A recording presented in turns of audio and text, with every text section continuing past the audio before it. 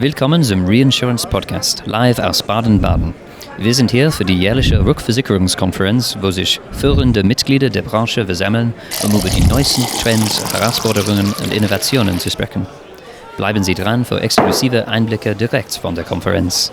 Jen, welcome back to the Reinsurance Podcast here in Baden-Baden, where you are not just our cyber expert, but the market's cyber expert. I think at least. How was your huge cyber event yesterday? It was really good, another success. So the second year, oversubscribed again, a little bit longer, and a pretty bougie location inside the casino. Wow. So hopefully going back there next year. Very, very exciting. I think well received. Looking forward to getting the feedback, because really it's meant to be the market's event. So whatever people want to happen at the event, if it's reinsurance brokers, arm wrestling, we'll see what we can do. Want to keep it interesting. Brilliant. And so what were the key themes you were tackling during the event? I know you had lots of expert speakers coming and sharing their thoughts. So we had 2 panel discussions, and it was fully audience Q&A, Chattermouse rules. So we had, a little bit of disagreements, a bit of controversy, all behind closed doors, and think it's important to keep it that way so we can have some honest discussions. The first panel was around white labeling and how you can actually develop products from scratch. And at the start of the panel, we asked the question, it's really easy to set up a cyber product in SME personal lines. Agree, disagree.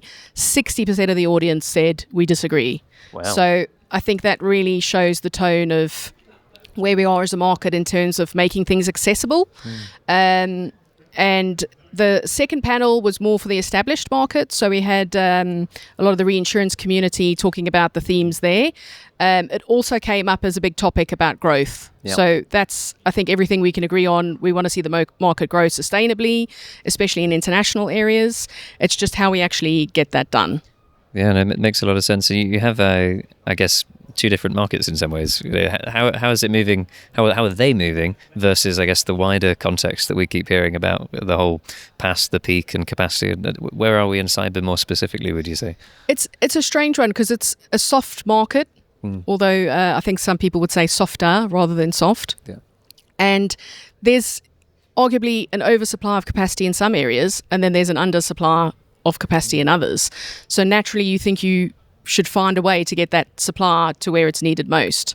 And we kind of need to get off our butts a little bit. Yep. And, it's all very well talking about things in panel discussions, but we actually then need to do something about it. So the concept we refer to as supply-induced demand. So you're actually, yes, raising awareness, talking about it, but then saying, here is the supply. It's available in your local market with your local carriers in the right time zone.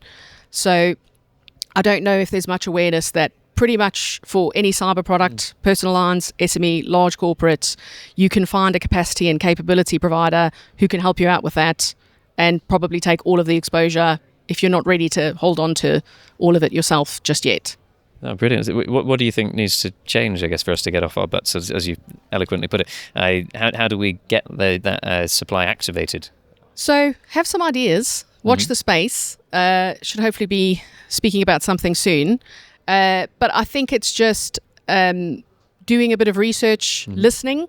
Yeah. I think sometimes brokers and the market go, here's a product, here's a shiny new product. It's actually something that's existed for a while. We've just given it a new name. And we're going to talk about it and try and sell it to everybody. Whereas maybe we should be listening a little bit more to exactly what is the challenge that needs to be solved. And then crafting a solution specific to that market, that region, and where the potential is for the growth. So it's a bit harder. You have to be a little bit creative and flexible.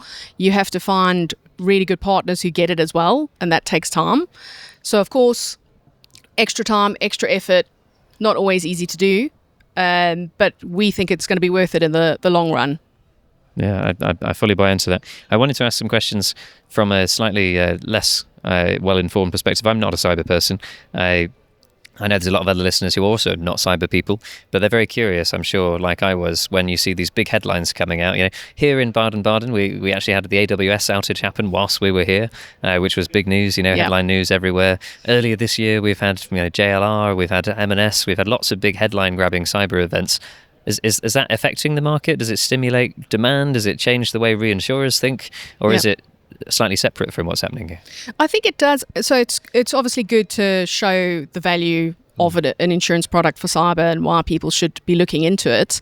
It raises awareness. I don't think it's market changing. So the AWS situation yesterday, I think, was a 4-hour outage. A lot of the waiting periods kick in a bit after that. So of course on the panel we had a little bit of discussion. What does that actually mean?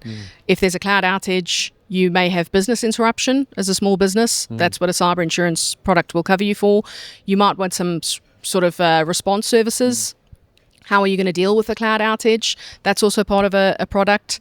And there was also a bit of debate of, well, if it's all within the waiting period, what is the value of the product?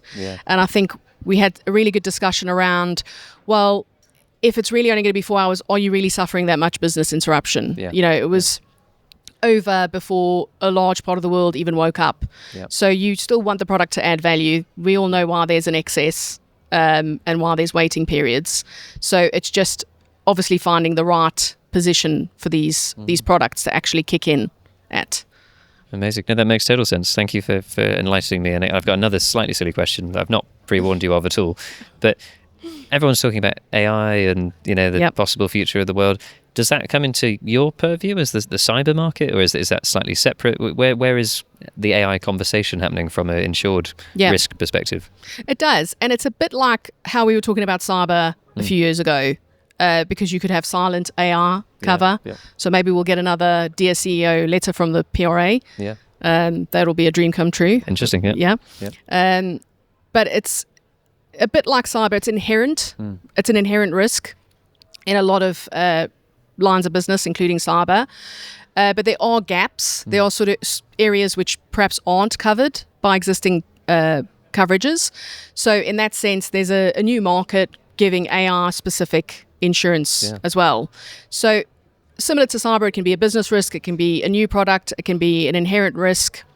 It can also be a tool for, I guess, positive and negative purposes, the same way the internet is. Indeed. So yes, it can help attackers really make their attacks more efficient, but it can also do that on the defense side. So we're in this constant tug of war, of course, like everything else on the planet, where there's forces for good, forces for not so good, and we keep working against each other time and time again. So AI is just more of the same. But of course, interesting to see how things are going to develop. But we are seeing some new products. We've got some clients who have products, and then it becomes, a whole cycle of placing reinsurance as well. And speaking of which, I guess 1/1 fast approaching. Anything that you're going to keep your eye on as we run up to 1st of January? Well, we'll see if we get any more incidents and see how that impacts the market. But we're still very much focused on growing the original market. So that's probably the most important thing on my list. Reinsurance is almost the easy part, right? Especially when there's a lot of capacity around. So it's really more of a focus on let's grow the original business. Brilliant. And I guess as we go into 2026, can you believe it already is approaching? What are you most excited about for the new year? Oh, well, all I can think about right now is cyber reinsurance. That is pretty much the biggest focus. But I think it's probably traveling and seeing clients and, listening to what exactly are the challenges and then working to find the appropriate solution. And it might not actually be reinsurance. And I think we just need to be perhaps a little bit open to that. Think outside the box. Amazing. Well, Jen, it's been a privilege and an honour, as always, to have you on the podcast and to guide us through the cyber market. So thank you again. Lovely to see you, and have a great rest of Baden. Yeah, thanks, Ben.